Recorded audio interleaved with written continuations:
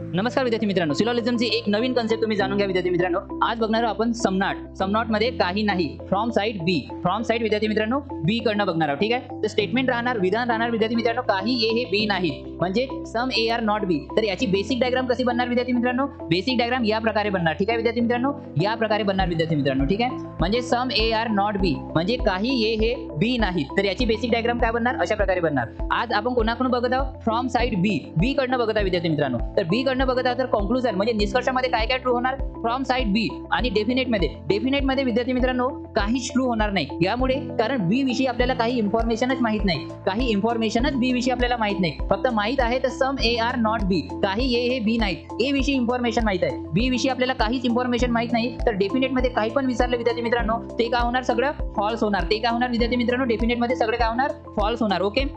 आणि पॉसिबिलिटी आता बी विषयी, ज्या व्यक्तीविषयी आपल्याला काहीच माहित राहत नाही त्याची सर्वचे सर्व पॉसिबिलिटी काय होते असते विद्यार्थी मित्रांनो? ट्रू होत असते. तर या कंडिशन मध्ये याच्या सगळ्या पॉसिबिलिटी काय होणार विद्यार्थी मित्रांनो? ट्रू होणार. ठीक आहे, ज्या व्यक्तीविषयी आपल्याला काहीच माहिती नसते त्या व्यक्तीविषयी पॉसिबिलिटी सर्व ट्रू असते विद्यार्थी मित्रांनो. आणि या कन्सेप्ट मध्ये, या स्टेटमेंट मध्ये विद्यार्थी मित्रांनो फ्रॉम ए म्हणजे सम ए आर नॉट बी म्हणजे ए विषयी आपल्याला माहित आहे पण बी विषयी आपल्याला काहीच माहित नाही. तर डेफिनेट मध्ये आपल्याला ज्या व्यक्तीविषयी आपल्याला काहीच माहित नाही तर डेफिनेट मध्ये त्याचे जे कॉन्क्लुजन आहे, निष्कर्ष आहे, ते सगळे काय होत असतात विद्यार्थी मित्रांनो? चूक होत असतात, फॉल्स होत होतात विद्यार्थी मित्रांनो. ठीक आहे विद्यार्थी मित्रांनो, तर अशा प्रकारचे कन्सेप्ट जाणून घेण्यासाठी चॅनलला सबस्क्राईब करा आणि व्हिडिओला लाईक करा. धन्यवाद विद्यार्थ्यांनो.